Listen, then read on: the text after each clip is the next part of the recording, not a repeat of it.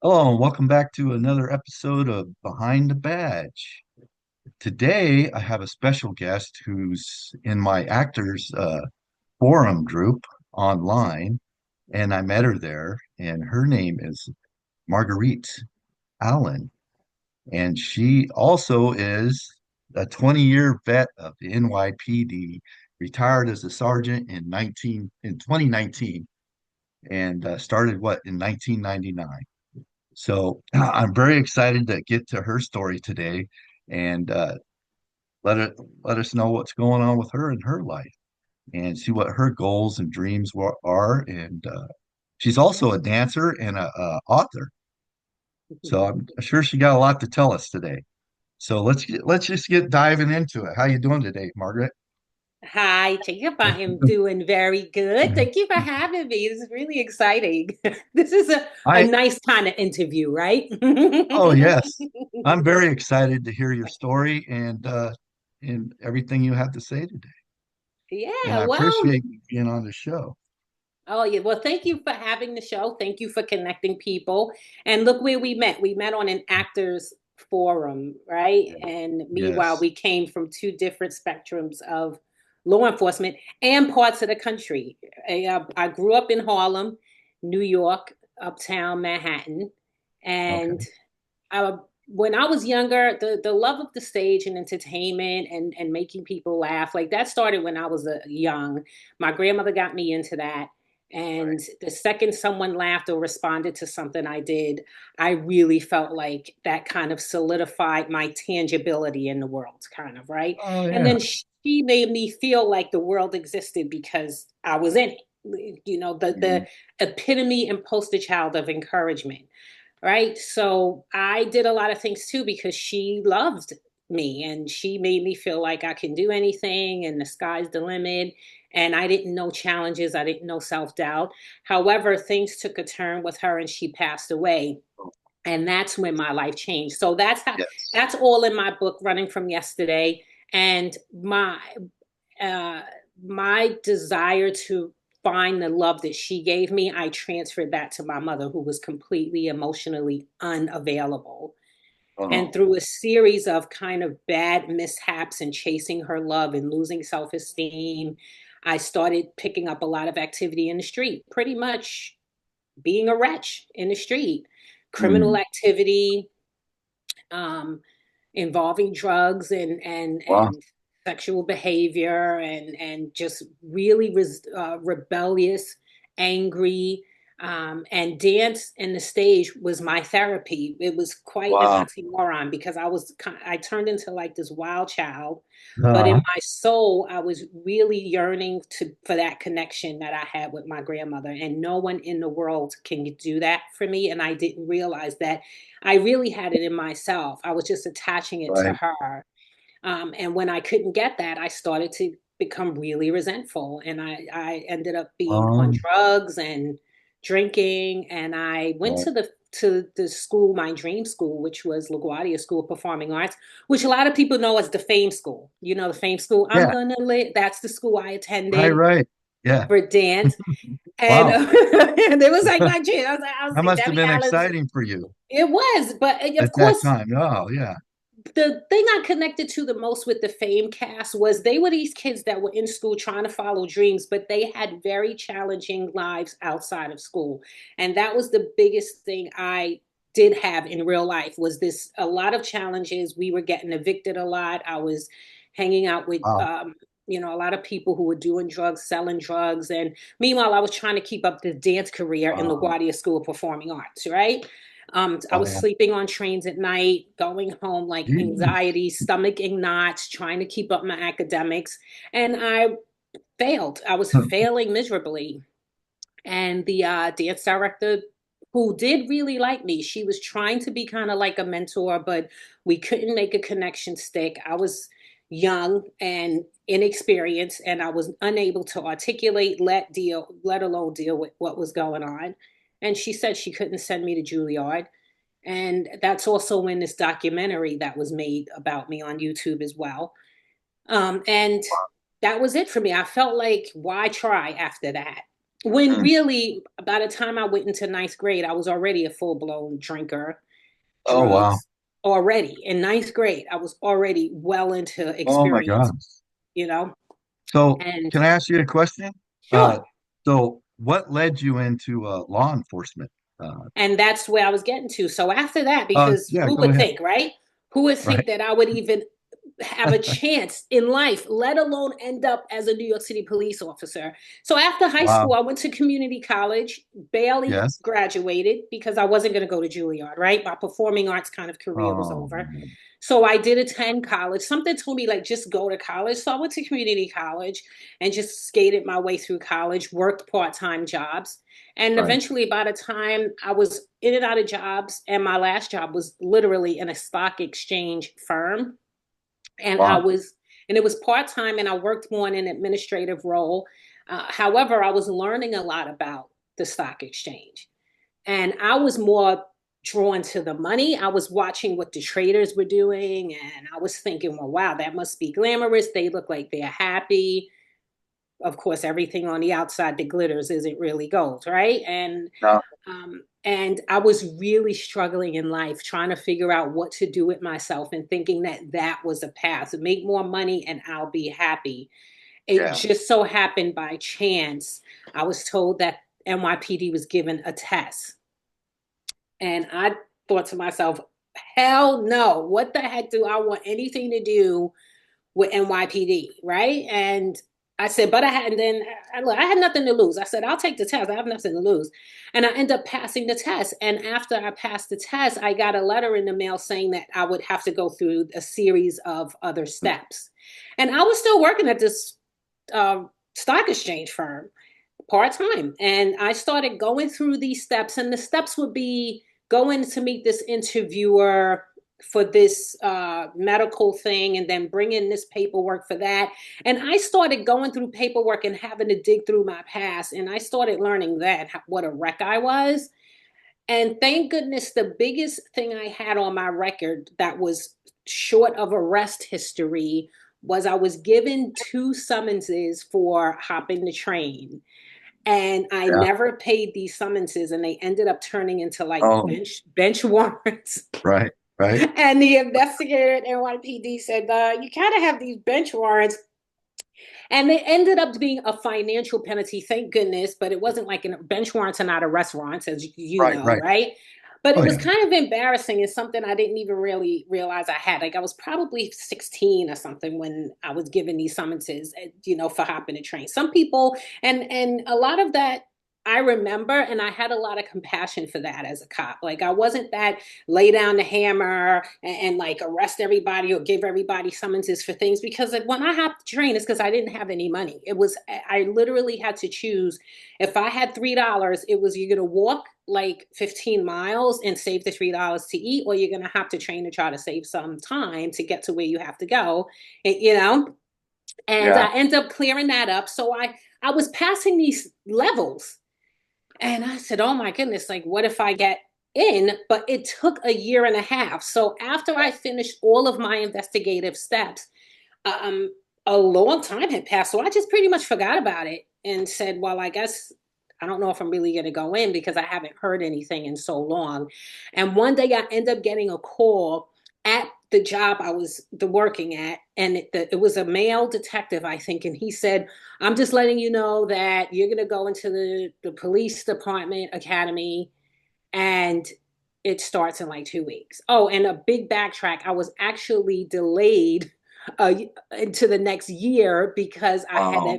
to, I, had this again, this background that they were like looking into. Right. So I was kind of Mhm. delayed. So I really thought like it's never going to happen. And he ended up calling. He Yeah. said, "You're going to go into the police I academy." know the feeling because when I was going through my background investigation for the Mm-hmm. department, it took me a year and a half, and then they were done, and then they had a hiring freeze. So I waited 2 more years to actually go to the academy. Oh my goodness, Yeah, 2 years. go for you.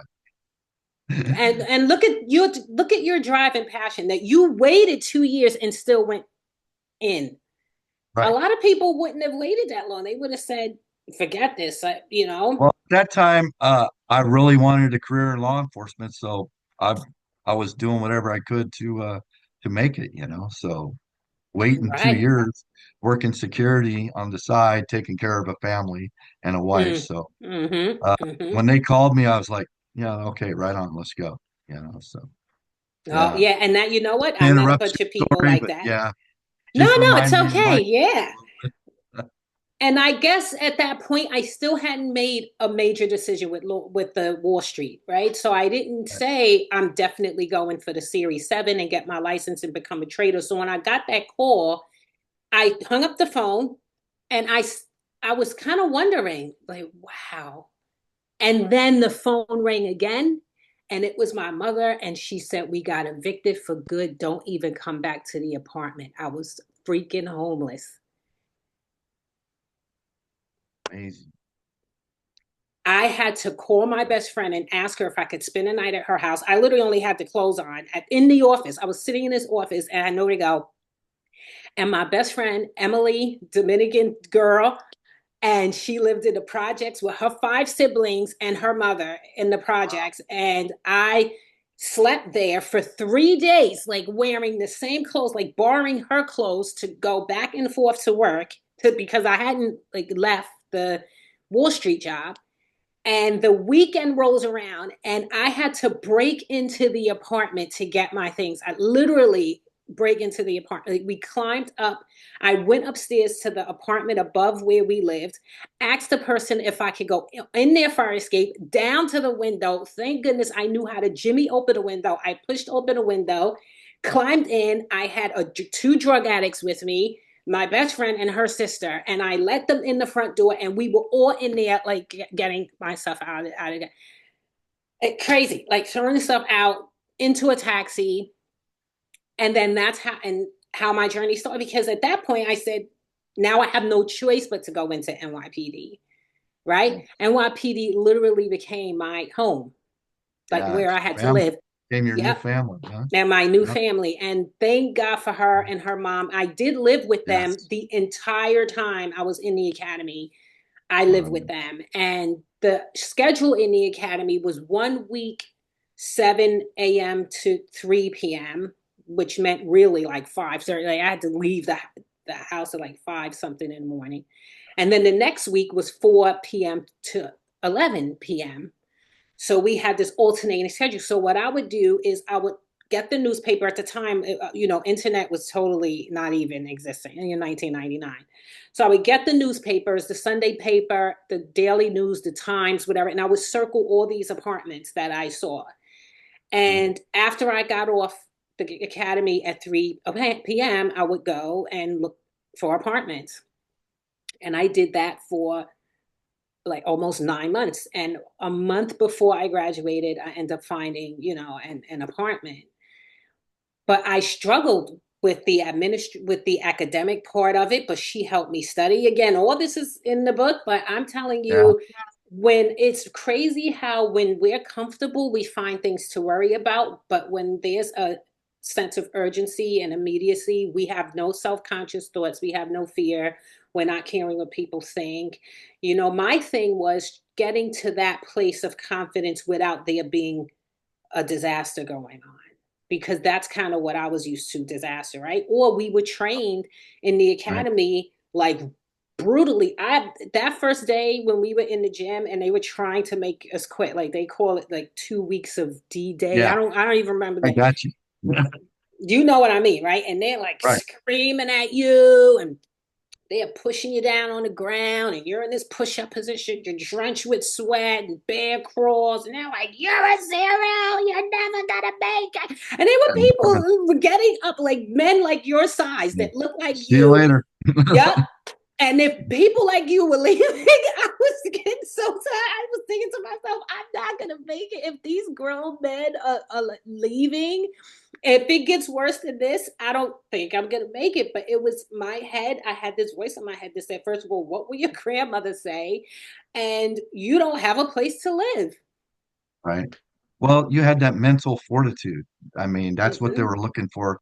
They're trying to break down the your mental side. And if you're get broke down, there's probably not a good chance that you're going to make it as an officer. Yep. So that's what they did. And back then, but nowadays it's a little different, when they go through the academy, it's not Yeah, so I have intense. to say, I appreciated it.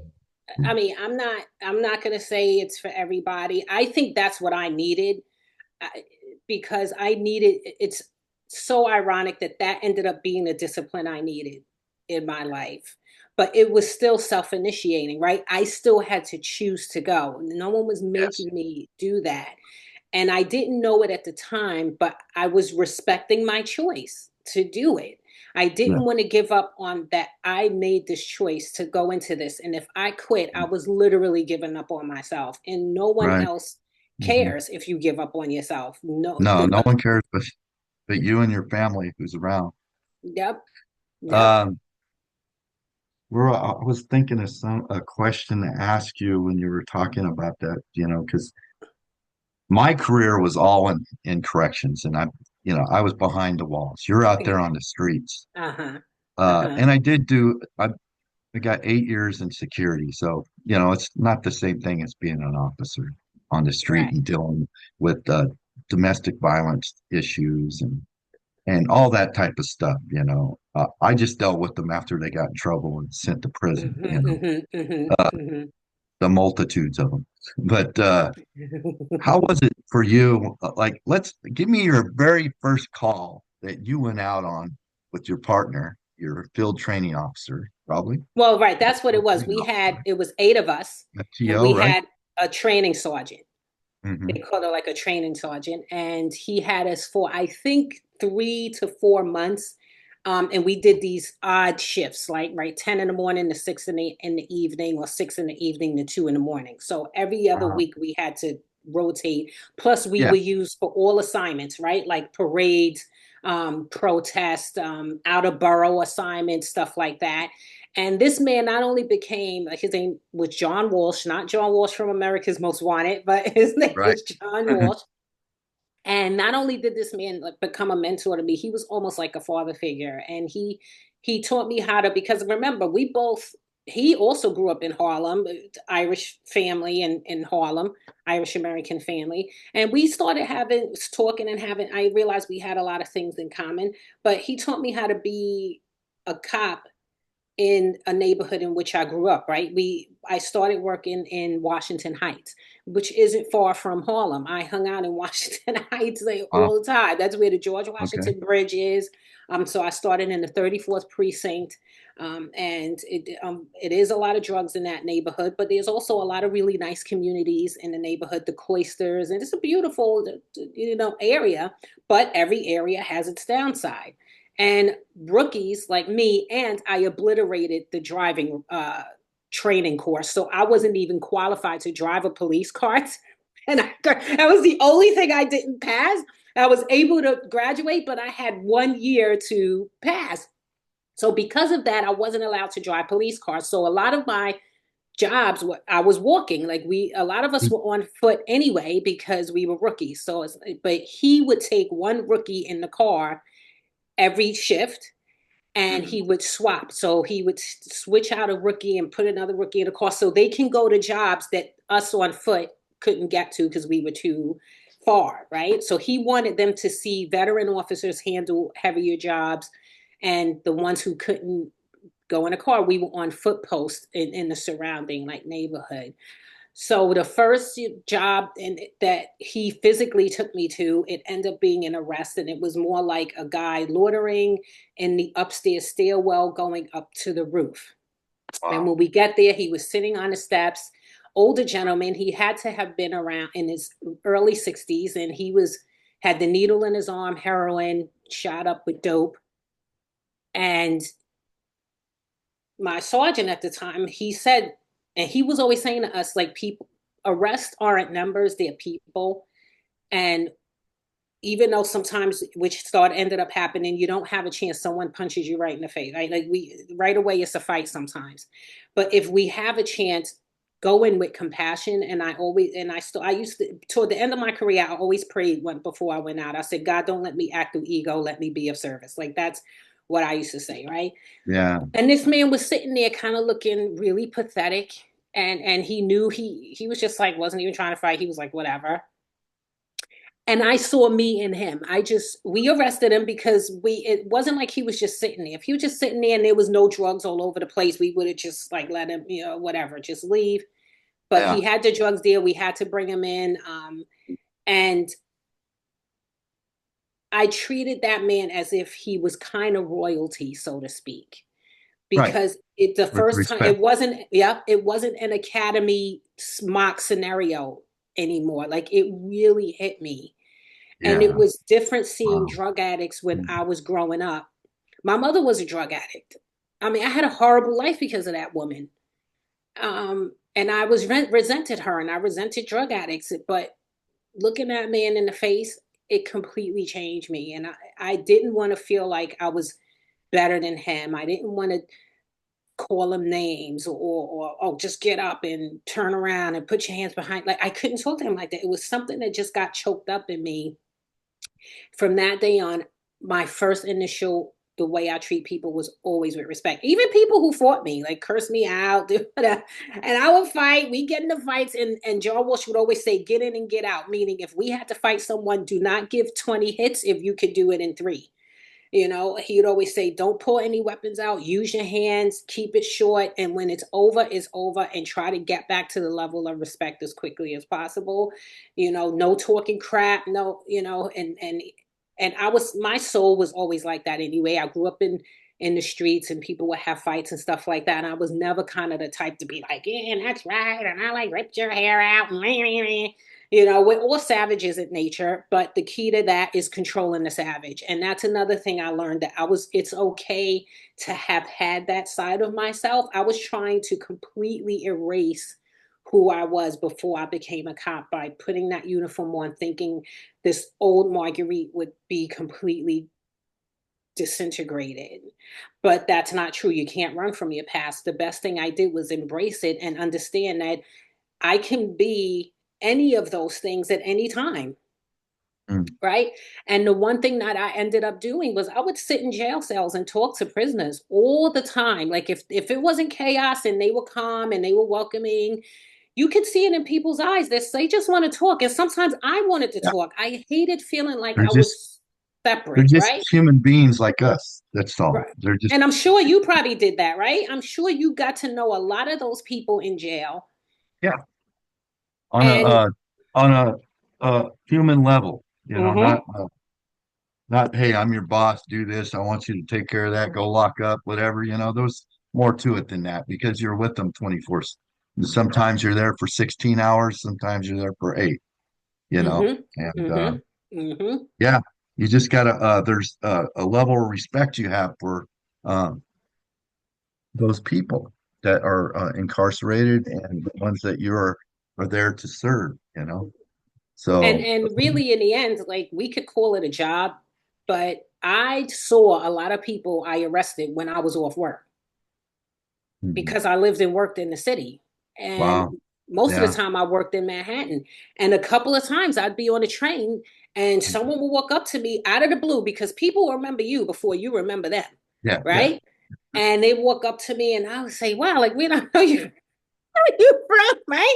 And they're like, yeah. you arrested me. And I just want to let you know that I appreciate that you didn't treat me like crap, right? There you go. And Yeah. and again, I mean, I was a baby when I got on him and when I was in my young 20s, right? And unfortunately, the only thing I held on to was drinking and smoking. And that became my therapy. And I Yeah. never, and because I wasn't getting any mental outs, any mental spa treatments, after a while, you start seeing more and more things like gunshots, suicides, children's Yes. jobs, and Right. we'd be on 30 jobs a day. You don't have any time for this. Like, wow, that was terrible, or that was kind of screwed up that lady did. Yeah. Yeah. No, like you As get you're it. on to the next, right? Yep. And one job could be extremely gruesome. And the next job was I literally mopping a lady's like floor because she knocked her stuff over. Her home attendant wasn't working that night and she called us. They call that precinct jobs, right? So these people sometimes call the precinct. They're like, send the cops over here because I can't get up. My nurse isn't there. And if this not really Right. busy, you kind of send the sector over to the house. And you're like, hey, Miss Robinson, like, what are you calling us again for? And meanwhile, like a half hour earlier, I was on like a gunshot job. Yeah. and nobody's getting a mental break from that. We sign out at the end of the day. They don't care what happens to you, what you do, where you going. They don't care.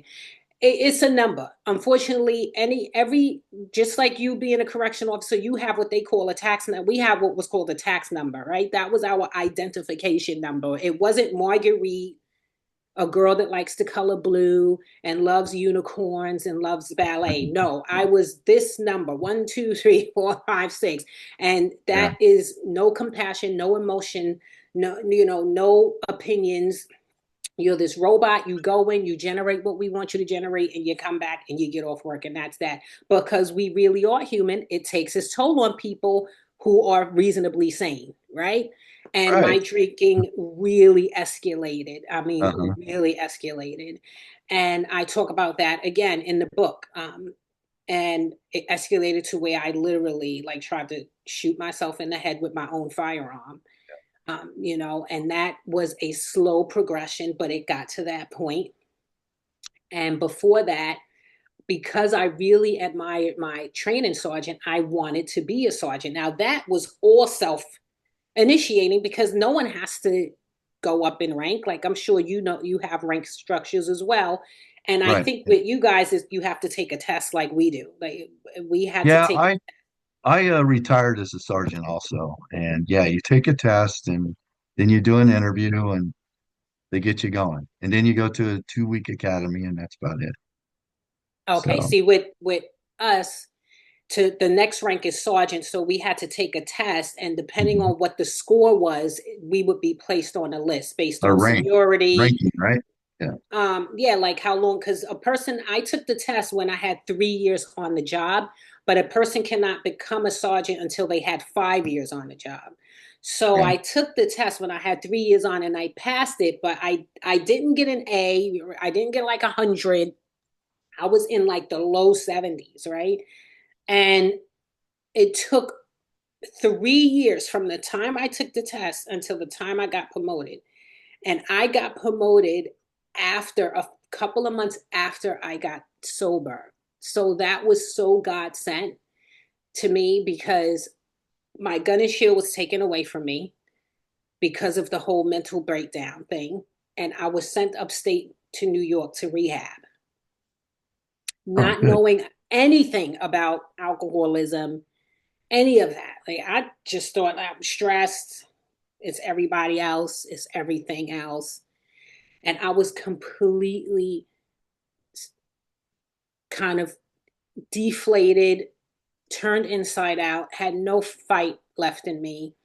Yes. And this wonderful guy came to pick me up and took me to this place upstate. And it was smack dead in the middle of the mountains, in the middle of nowhere. One of the most beautiful country houses, which was kind of a 360 because that's the beginning of my story.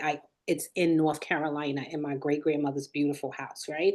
And that's Yes. kind of what this house in rehab reminded me of. It was a house, it wasn't a facility with like hospital rooms and hospital beds. It was a real country porch, bedroom, carpet, china, teacup Wow, house, nice. right? Mhm. And that's where I learned that, and I also learned that alcoholism and drug use, I learned a lot about myself, about compassion for my mother. I didn't grow up with a father. And everyone has this untreated emotional trauma, right? It could have happened different ways. Mine happened the way with my grandmother and then having this mother who was emotionally unavailable. Someone else could have had it happen different ways, right? But the way we handle that is different. But unfortunately, everyone will look at it. People tend to look at a drug addict and an alcoholic and say that they're the problem. We all have the same problems. We just deal with it differently, right? So when I Right. had to stop drinking, if I didn't know work on myself, I would still be the same person. I would probably just have picked up another way to kind of escape myself Yeah. because I've been sober now 18 years and I Wow. still have to work on Congratulations. myself. Thank you very much. And let me say, I Yeah. didn't think I'd get 18 minutes, right? Yeah. But I'm part of sober it, for 5 years myself. I've been oh, sober for really? 5 years myself. Yeah. Wow, congratulations to you. I Oh, mean, thank that's you. amazing, right? Yes, So I not easy. literally, and I mean, also too, we have to not make it harder than it Right. is, right? The physical urge is different than your mental habit. I did read this one quote that said, negative thinking is not an absolute opinion. It's just habitual thinking. So the way we think has to change in order for us to change. Right. And at the time, thank goodness, it's kind of hard when people do have a wife and kids because that's on the table. Sometimes if the wife or the husband doesn't understand alcoholism, they're thinking, why can't you just stop? Why is it that you're doing this? You're making us miserable. It's not it when it's a physical addictive compulsion, it is completely wretched to just say, I'm going to stop until we know we're starting to work on ourselves, right? It has to come from inside. It can't come from just I'm just putting the drink down, right? And I tell you, I had really no clue I was an alcoholic, right? Right. How no clue, right? So I can imagine that's what had to happen for you. It had to be a series of disasters until you just created the ultimate Armageddon. Yes. Pretty close. Mm-hmm. Pretty much on the mark. Mm-hmm. Um, so how was your what you had 5 years in before you promoted to sergeant? Nope. So I got promoted when I was 7 years a cop. So the Okay. whole thing fell apart. The whole rehab, all that stuff happened. And when I Huh? came home from rehab, I wasn't allowed to go back to work and get my gun and shield back. They assigned me a therapist, and the department Mm. of, I mean, the president of the psych unit of NYPD. I didn't even know I had a president of psych. The people you meet when you're in trouble, right? Yeah. and and the president of this organization called PAPA is Police Officers Providing Peer Assistance. So the Okay. president of PAPA, and that's the program I went through. God bless them. They were really instrumental in 9/11 because a lot of officers like myself, that's where my drinking tripled at nine Yeah. eleven. And they really Mm. provided a lot of support for officers, but they were a lot of officers too that did commit suicide. They didn't make it Right. during that time. But they were instrumental in helping me. And it was the president of PAPA, the therapist they assigned me, and the president of the psych unit was like, they had to conspire to say she's healthy enough to go back to work. So I was doing everything they told me to do. I had to do, go to these meetings, go see this therapist every week. And part of me felt like, why? I mean, I still kind of understood a little bit about the alcoholism and thing. At this time, I had like 30 days I didn't drink, which was astonishing. By the time I went to rehab, I was drinking probably 10 hours a day. At least, the second Wow. I got out of Yeah. work, I was like Yeah. drinking until I passed out. At least, Okay. and it was like vodka, tequila. It was heavy duty stuff. Like I wasn't drinking beer. It was, and, the doctors were completely astonished that I didn't complete shred my liver. I was fairly healthy considering, other than malnutrition, low nutrients. Like I was, other than that, like I was very skinny. I was under 100 pounds, so I was pretty much starving. But once I had that 30 days in that rehab, and I got these home cooked meals, it's been forever since I had a delicious home cooked meal and everything. And Yeah. I started to put on some weight. So but again, I was doing what they said. And about a month and a half in, I think, I don't remember exactly, but I remember getting a call from NYPD and I said, oh my God, I'm in trouble. Oh my God, I don't know why they're calling me. And the lady said, hi, this is such and such from the uniform and promotion unit. You're getting promoted to sergeant, but you're going to have to come back to work. And I was screaming for joy. You would have thought I won the lottery the way I was screaming. And I told Oh, wow. yep, I told my therapist, the president of PAPA, and the president of the psychology unit. I told them what happened, and they all got together and got me back my gun and shield. And then I started the Sergeant's Academy that Monday. And the Big up. rest is history. Yep, yeah, the rest is history because that was at the seventh year, and I spent the next 13 years in a really wonderful state of gratitude. And I retired at the rank of sergeant, and I took the shield of my mentor, John Walsh, because he retired 2 weeks before I got promoted, and I wanted his shield, and they gave it to me. So I wore his shield for 13 years, and I retired. Awesome. Right? So, tell us a little bit about your dancing and So then, because when we do things out of desperation, right? So I figured years into being a sergeant, I ended up got married, had a couple of kids, Yeah. And I was so miserable again. And I was like, why am I miserable again? And it's Right. because I wasn't dancing. I wasn't back Yes. on stage. And I always wanted to do it. Like it was still in the back of my head. But Yes. it's for some reason, I guess, because NYPD is very hard. Like you know, too, it's not very hard to do something outside of that job. First of all, I didn't, they could give you an assignment like a day before you have to do the assignment and you have to go. You can't say I'm not doing this, or Right. you get an assignment on your day off, which was very common. So sometimes Mm. planning things on days off was impossible because in New Wow. York City is so busy that a lot of times half our days off will be like taken. Like if we had a 3 day coming up that we were off Tuesday, Wednesday, Thursday, like we were definitely working the Tuesday. So now we were only off like Wednesday, Thursday, right? Or, so that Yeah. was very common. So it was very hard for me to, and I tried to get back into show business before I became a sergeant. This was before I had the breakdown. So from, I would say I went in 99, graduated in 2000. So let's say from 2000 to 2000, like 2005, I was still Yeah. trying to get in and out of show business. I modeled for a little bit, did some commercial print work before NYPD, so I still had the agent. But it was so difficult. I would get a call to do something and then I couldn't go because I got it. And I started to get like a lot of anxiety over it. Mm. And I didn't want to make the choice to let it go. It was more like it was painful for me to say, you can't do both. Yeah. I And know. right, it was very I know painful the because feeling. I didn't want to, yeah, right. It seemed like it would Mhm. have been more fun to go pursue this dream, like live in LA. People say it's great. Be the struggling actor, eating ramen Yeah. noodles, and then you get this big Right. break.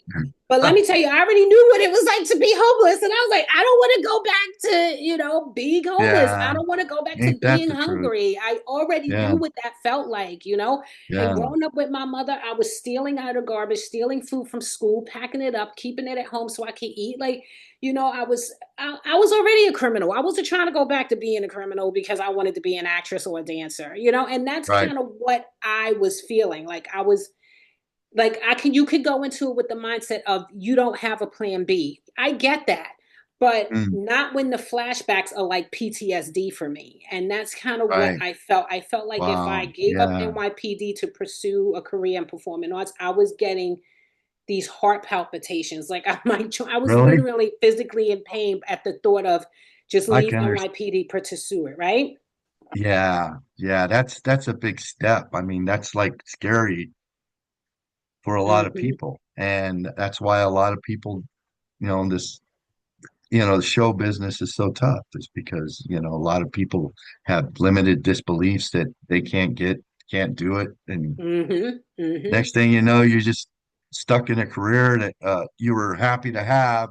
That's paying your bills, and I'm going to have a good retirement afterwards. And but following my dream as a dancer and an actress is, Mm-hmm. you know, And is something. it's It's a dream, right? It's something you're passionate about that and makes you. I mean, it becomes a nightmare because it's not going to go away. You no, it's have not. to do something. That's the thing. It's Yeah, not you're like you going to could do it. talk yourself out of it. So I gave it up. I did give it up. I was like, I can't keep pursuing this. I can't keep trying to do both, right? So I Right. did give it up for a very long time. And in 2015, Hmm. I finally took my first ballet class after all those years. So it That's was almost awesome. as if I was starting from scratch. But let me tell you, it was the best feeling I ever had because the worst feeling was not doing it. Nothing is worse than that. Like just kept continuously talking myself out of it. There's no worse feeling than doing that and looking back and saying I could have tried, right? So I finally went back. Even my husband said, "You just do it because I'm so sick of you talking about There this." you go. Yeah, he found a place and I wasn't living in New York City anymore, but I still worked in New York City every day. I only moved like 40 minutes away, um, because I didn't want the kids to be in the city. After I had my first boy, it was just a nightmare living in the city with a kid and trying to do Right. activities with him and try. So I moved out of the city, but every day his babysitter was in the Bronx, so he had to drive these kids to the Bronx every day and pick them up and so I found a place near where we lived, and I that's the first time I took the class, and it was kind of a snowball effect after that. Now I didn't um I had already trained in voice while I was a cop. I was doing that, but I stopped that after a while. So then the first thing I got back into was ballet. And I did say in the back of my mind, if I get out of NYPD in one piece and I'm not seriously injured, I'm really going to continue to dance more, right? Because Yeah, that's I, awesome. right, you have to now be aware of it, like make these real intentional decisions. I wasn't taking too much for granted at this point because then I end up getting scared after I had kids. I used to be out in the street, running around, going to jobs, doing whatever, and I didn't care. Like I would go to funerals, the cops, and we were all sad and stuff. But once I had kids, I was scared. I started to get nervous, and I spent the last year, almost year and a half, in the street on patrol, going to gun jobs, chasing people. And my kids were 5 and 8 Right. when I retired. And I used to say, I'm gonna go for it. If I get out of this, a choice too. It was a choice. It wasn't like I was doing a 20-year sentence in jail or something. I Yeah. said, when I finish this, I am going for it. And the last thing I added on was acting because it took me a while to decide to get back into acting because I was actually nervous. I don't Yeah. know. I was really nervous, right? How about you? Who, me? Yeah, Yeah. uh I I was nervous about getting back into, after many years and not performing at all or, in the business at all. Uh Mm-hmm. Mm-hmm. I had limited disbeliefs like, can I do this? That kind of stuff. But I don't know about nervousness. I was retired. I was sitting in a hotel room with my wife in Tennessee where we were visiting my daughter, Mm-hmm. and we're talking, and she said, "Hey, you're always talking about how you used to act and all that kind of stuff. How come you don't do it?" And I go, "Yeah, you're right." So then I started researching. I found Hurt You, and Mm-hmm. got my Mm-hmm. little studio put up, and got everything set up to where I can do auditions and all that kind of stuff. And it's working out for me. But I think I you're in. was See, I nervous. live in Tampa, Florida now, which I don't. The market is not as big as I think where you are, right? Are you close to the LA area? I'm like 6 hours away, Oh, an wow. hour flight, 6 hours away. So I've been getting a lot of work in my area, which is nice. Oh, And opportunities like the movie that I'm gonna audition for is gonna be filmed here. The studio is here in San Francisco. So mm-hmm, mm-hmm, yeah, which mm-hmm. is very nice. So the market here isn't too bad. Uh, Ah, yeah. So flying solo without an agent right now, but that'll work itself out as soon as I start getting some roles here and there. But oh yeah, right. I don't have an agent yet, but the thing is, it's always possible to get an agent. Like I got my agent years ago when I was doing commercial in New York City. It's common to get those kind of agents just with very little experience, right? Because print and commercial work don't really need a lot of film and TV experience. So right, that's what I'm going for because right now where I am in Tampa, there's not a ton of film and TV work going on in Tampa, right? So it's more so trying to find a commercial agent for now. And I am taking an acting class at least. And it's a really good acting studio. Vivian Fleming Alvarez acting studio, and it's nice. she has a Is it a small group of. Zoom or are you in person? No, it's in person. Yeah, Oh, it's in nice. person here in Tampa, and I was lucky to find her because a lot of the acting studios in Tampa are really more geared toward kids. It's not the adult acting community that you would get if you were in a larger city. They do have more of it in Orlando, which is like an hour and 15 minutes for me. Also in St. Petersburg and Sarasota, they have a little bit more of an arts community. But I Right. have to be mindful of that. I take voice, I take acting, I take ballet, tap, and jazz. I have 2 kids, and I do like work here and there as well, How old right? are your children? How old are your Now children? the youngest is 11 and the oldest is 14. Two Wow. boys. And I moved to Florida because of them. Honestly, the things you do for your Yeah. kids, right? So I Right. moved to Florida in 2021 during Mhm. the whole pandemic that never seemed to Mhm. end.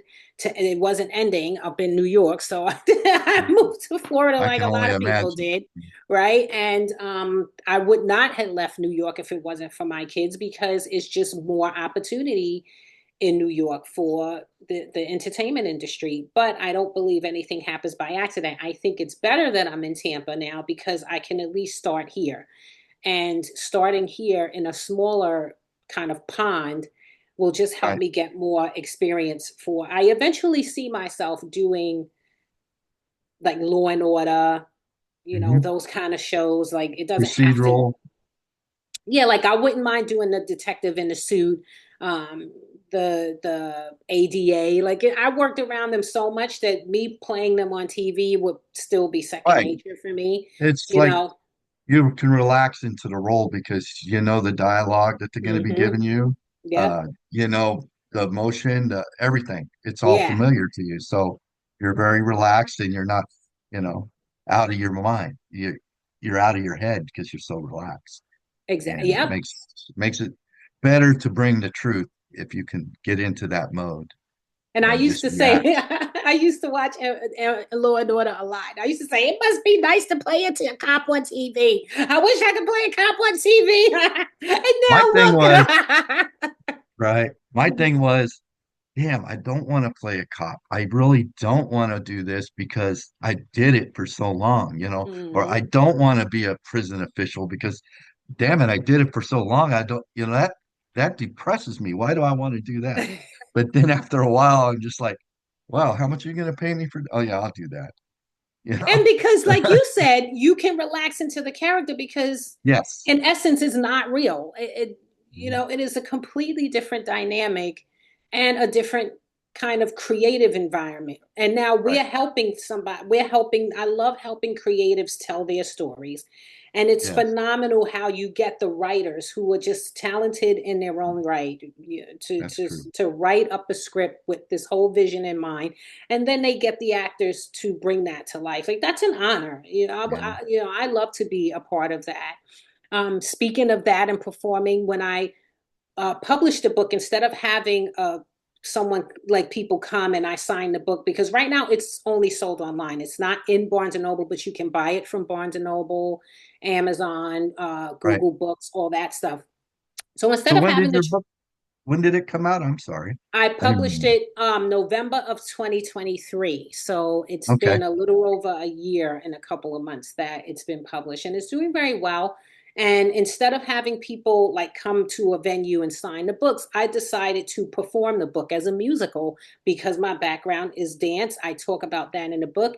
And I Ah, met a bunch of dancers. I take the adult ballet program at Tampa City Ballet, and yes. they have a large adult community there, and that's where I met all my friends, and that's where I met everyone who I asked to be in that show.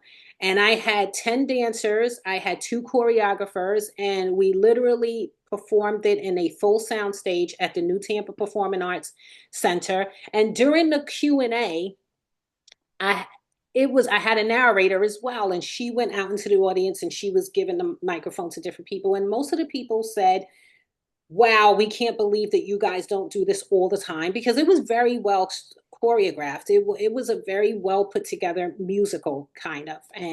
Wow. And each one of the dancers spoke, and every one of them said that they were so grateful to had even performed again. If it wasn't for the fact that I produced this and asked them to be a part of it, they don't know when they would have had a full-fledged real performance of that Yeah. magnitude.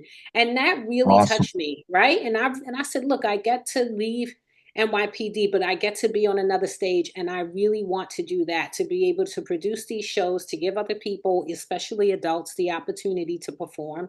And that's kind of what we're doing, right, as actors. And I also had to believe that I can get back into acting. That's what made me decide to do it, because I said, if they were so grateful to perform on stage, a live dance performance, then I have to believe that I can go back into acting after having such a long break, right? Yeah, one of the things is learning to be uncomfortable in your own skin at all times, and I strive to do it 24/7 because that's the only way to get anywhere in the business and grow. If you're not doing something that makes you uncomfortable, Hmm. then you're not really growing. and that's the way I took it from the beginning. I put some people in place like Kurt Yu, my acting teacher, my branding coach, all that stuff. Put it all into play. Put everything on my plate, and it's been a year since I started, and I've done quite a bit, and I've been successful doing this and that. And the biggest success I thought that I've had was going back on stage and Hmm. performing on stage because that the way I looked at it, I'm going, wow, that's a lot to deal with and a lot to do because it takes a It was lot a play. It was a play or a I'm musical. still doing it. Oh, It's called what's it called? Adventures Cabaret, Metanoia 1 right now. There's going to uh-huh. be other performances, and it's going to go on for a while, and it's getting pretty popular right now. So, Yeah, look at that. and my director said I'm not allowed to go anywhere, and I said, well, I am going to work in movies and stuff like that. So he's going to get me an understudy. So if I have to take off and film or anything Yeah. like that, or if I get sick, then I have the other person. But Um, how old is your daughter, the one that told you to go back into acting? she's going to be 25 on the 13th. Is she your only child? No, I have four stepchildren. They're all my stepchildren. Oh, And okay. so I have twins that are Nicholas and Nicole. And then I have a 27-year old. That's Brandon. And then my oldest is at San Quentin working, 29, going to be 30 in June. Wow. Yeah, Wow. he just hired on he's been in the military for a while, did MP corrections, and now he's at San Quentin working. He just got out of the academy in January. And Wow. yeah, and it was great. I mean, I think it's great that he's doing it, but you know how many questions I've got in the last 2 to 3 months? Hey, hey, what about this? What how can I, so many questions from him. Well, one He's thing too, wearing me as out, but the it but you know helps what? him It's good. too. Like you're a mentor to him, right? He Yeah, saw you doing it. right. But the most important thing, like I always said, my trainer sergeant said, be humble. Don't ever think Mhm. because every day is new. Every job is new. Don't ever think Yeah, something is routine. that's true.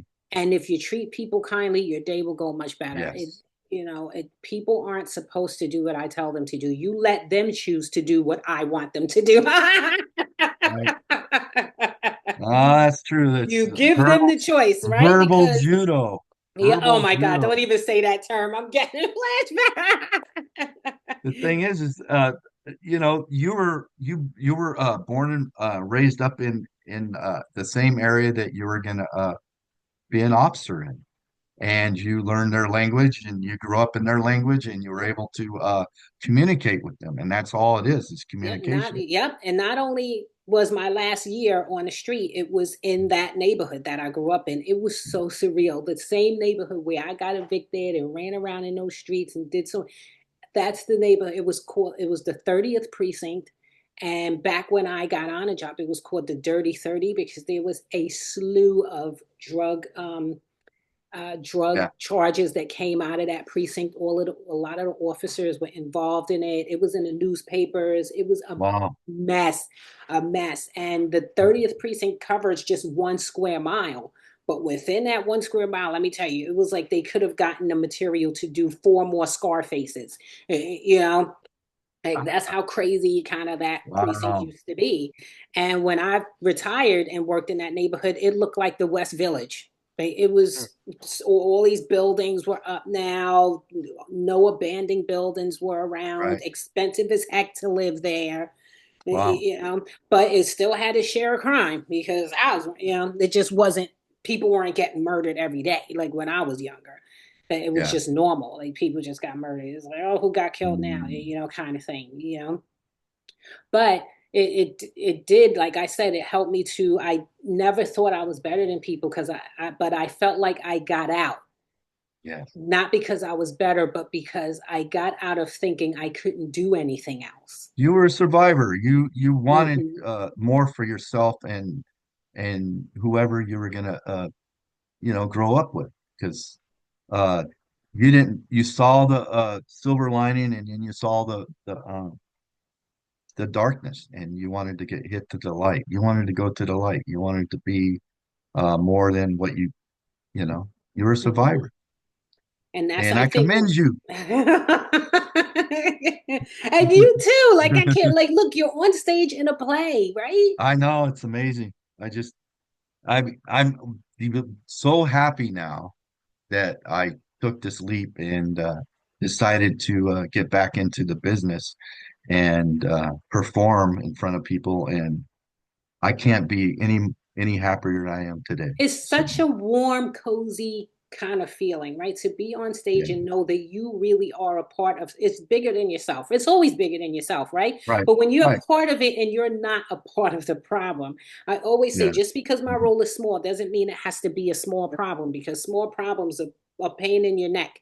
mhm. I can be a little part of the solution, and I'd rather be that than be a part of someone's pain or agony. You know, there's a lot of people who are out there, just wanting something to say, but none of them are really saying anything. That's I the truth. just, and I always say, if people have to listen to you, I was an instructor in the police academy for 2 years. One of the most rewarding things I've ever done. That was the last 2 years as a cop when my drinking really went downhill. But these recruits had to listen to me, and I didn't want to say anything that was useless or hurtful. I was extremely touched and honored that I had an impact on them. And they had more of an impact on me than they would never ever know because I started teaching when I had 5 years on the job, but that was 5 long years and 5 years of experience that they didn't have. But I didn't think that I knew more than them, right? They were still teaching me, even though I was the one that was their instructor. And now, without the uniform on, I have these two little boys, right? If they have to listen to me, then let me say something helpful. The why I gotta say something that's to screw them up. I already know what that feels like. There's so many grown-ups to screw up the kids, right? I don't want to be the person. I want to hear what they have to say first, and then maybe I can say something that's going to nudge them along, give them a little bit more confidence. Because once that's taken away from you, like you and I know, it takes so it seems like it's very difficult. I have to remind myself over and over every day that I can do this. That you have to remind Yeah, yourself you can do that. right. You can be in the movies. You can, and you're way ahead of the game in 1 year. Like I just started in January going to the acting studio, Oh, and she did say, "Well, they kind of think that I enjoy it. Like I'll kind of dive right in. Like I'm the first. I'm to raise my hand. I have a scene I want to work on. I get up there and I do it." But she said if we work with her for a year, she really likes to see how we develop, and then she would kind of like introduce us to people. But I'm very proactive. I By the time she wants to introduce me to people, they're already going to know me. Like that's kind of how I am, right? I'd rather just yeah. get out there. And that's more my discipline with NYPD as well. Like I will be doing 8 different things. So people don't, I was kind of like that person. I was the cleaner, the fix it, I'm not a detail. The lieutenant wasn't going to worry. The captain was going to know I had it together. I was going to make sure all the cops were okay. Like I was kind of that person, right? And Well, you would have been my right hand person on the yard. yeah. Oh I'd have yeah, been like like, I was "Hey, like Margaret, come here. I need to. Can you get and this I done was for that me? I'm sergeant, having right? trouble." Right? Yep. Yeah, And I but love you it. also, but what's the key to that, right? You know who your best players are, and you delegate people to the best roles that they know how to do, and you That's right. encourage them that they know how to do that, so they want to do it, right? Like you're Yeah, happy that you tell these people, Jane, yeah, Brian, you guys were great with this. You know what? I yeah, think maybe tomorrow you can help me out with this. And now those are two things you don't yeah. have to do yourself, right? Could have called us PAs instead of sergeants. You know what I'm saying? You Uh-huh, know, uh-huh. Yeah, right. Personal putting everybody assistants. in their And, spot. but they still kind of get treated like sergeants in real life. To be honest. Yeah, They overworked and underpaid because that's exactly what happens with sergeants. They are overworked and underpaid, but the sergeants yeah, are one of the key players. They're the key yeah. player We are. in rank structure, We right? are. The lieutenant talks to you about talking to your subordinates, and your subordinates are connection to the prisoners, right? So if That's you're a true. bad Mm. personality sergeant and you're treating your correction officers badly, guess what they're going to do? They're going to turn around and treat the prisoners badly, and then Yeah, next thing you know, you have like this whole scenario of could have been avoided. But if you're Yeah. very well regarded and respected, guess what those officers are going to do? They say, Jacob, I really like working with him. Like he's coming in Mhm. today. Everyone's kind of in a good mood. It takes Yeah. work to be that way. Morale. Yeah. Morale, it takes work to boost people's Yeah. morale, but you got to start with yourself. Mhm. You Right. got to, right? You got That's to why start. my thing is uh I was like, why are they letting them be sergeants after 2 years? Because that's in the department Wow, they can become sergeants after 2 years. I that's actually it. didn't I actually didn't become a sergeant until I had 13 years in the department. So and then I was Wow.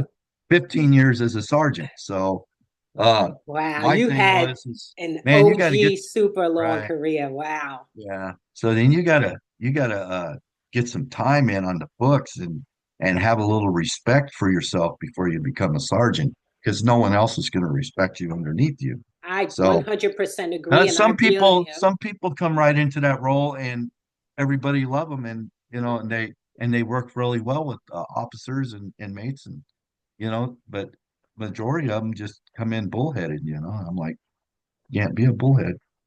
This And you bullhead's going see to that to be, cost. how many times did you hear that in the acting industry, right? Like if Mm. directors and casting directors, if they rather work with someone with less talent but has a nice personality than someone that Right. has That's extraordinary true. talent but they have terrible personalities, right? So it really is a life That's true. lesson. It's a life lesson. Yeah, it's a lesson in life. Yeah. So, Yeah, it's a life lesson. And I know I don't have a lot of active acting experience on the books, but I have a lot of life experience. And I think it speaks for itself, but that's kind of what I have right now. Like, that's all that's on my resume, that I'm retired police sergeant. I'm currently taking acting, and you could dance, cry on voice. cue, right? Can you cry Yeah, on cue? Yeah. unfortunately, yeah. I'm sure you can too. I I'm try. sure you can do a I lot of things try. on cue. You can act like something stinks, right? Like Yeah. you could, there's Yeah. a foul odor in the room. I'm sure you can act like that very, Yeah. it'll be Wow. vibrant too, right? You can act Yeah. like, there's noise that you can't bear to hear. You can go into a fight mode really quick. You can go into compassion mode really quick because you did it for 31 years when you were a correction Yeah. officer. Like I did all that for 20 years at NYPD. And then the most pleasurable sometimes people I used to deal with were prisoners. And when I used to sit in the cell with them, they used to say, "Why are you sitting in here with us, Sarge? Why are you sitting here talking to us?" And I always said, because we are one outfit away from trading places. There's Yeah. nothing different between me and you except for what we're wearing, right? Yeah. So, and I think Yeah. that's the best experience I could have ever had was working with NYPD. I'm honored that I did it because it was still Yeah. my choice, right? NYPD could care And I less. commend you. Thank you very much. I'm sorry, Yeah. I commend you too. That I am so proud of you that you did a I'm proud of you. 31-year career, San Quentin, Huh? and you're in a 31. Wow. play. And No, you're not in 31. a I did 28 years oh, total. 28. I don't know where I got Uh, 31 from. 13 But and still, 15 is 28. Yeah.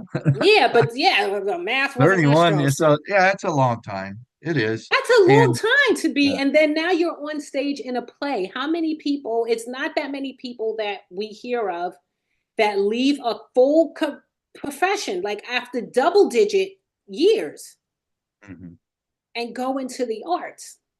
right. It's because I have a passion. And And it and if makes you me didn't follow happy. it, yep. And if you Yeah. didn't follow it, it would have been a nightmare. It turned Well, I into a always nightmare. remembered they just we all talked about, oh, I can't wait to retire. I can't wait to retire. And then what do you do when you retire? And I'm 60 years old. Sorry, my studio is falling apart.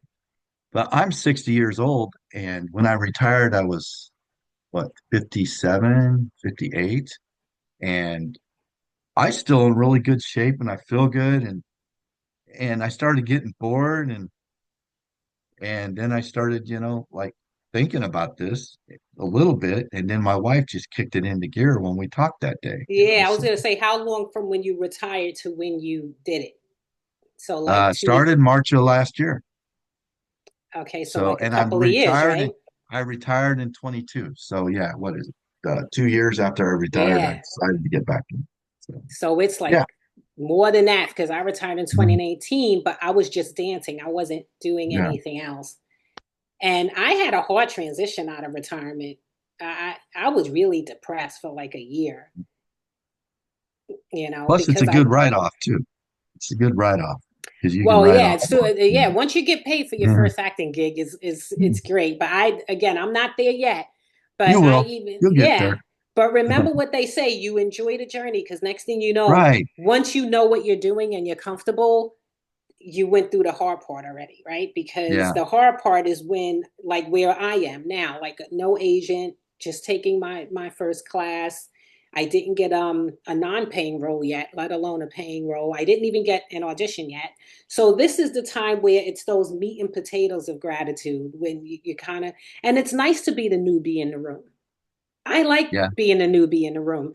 But once you're not the newbie in the room anymore and you're comfortable, then you got to turn around and be the mentor. You got to turn around and be the, hey, kid, let me show you the acting ropes kind of thing. Yeah. Right.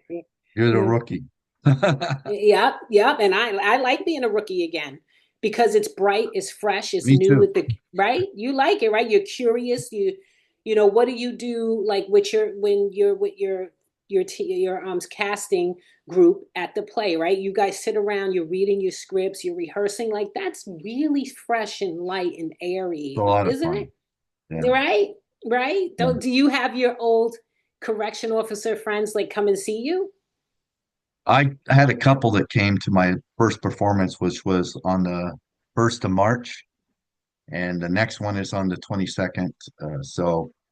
And then I had some of my classmates went, my teacher went, a couple producers that I met showed up, and yeah, it's a lot of fun just to get out there. What Yeah. acting class are you taking? I'm taking what's called first take on Uh-huh. Zoom, and so it's scene breakdown and uh, audition techniques. Yeah. And then I took Meisner in-person classes in San Francisco, the Meisner technique. I don't know if Mm-hmm. you know about that, Yeah, but yeah. Mm-hmm. yeah. Mm-hmm.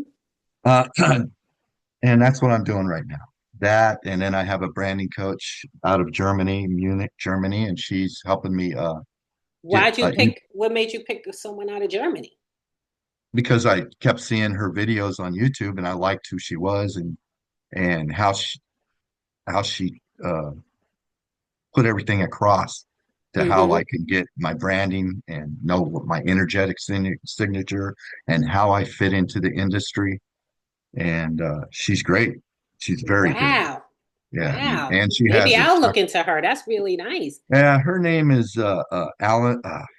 You could text it to me later. I don't need, but I'll send you the yeah. information. You can get set up. Her site is called Act Bold, and her Mm-hmm. name is Ann Alexander Cedar. And I It's guarantee her crazy that that you she's the get someone. greatest. Yeah, that's amazing because the woman who helped me write my book, when I'm a total collaborator, I like having people work with me, someone that I respect, someone who knows me, someone who's You'll love fun. her.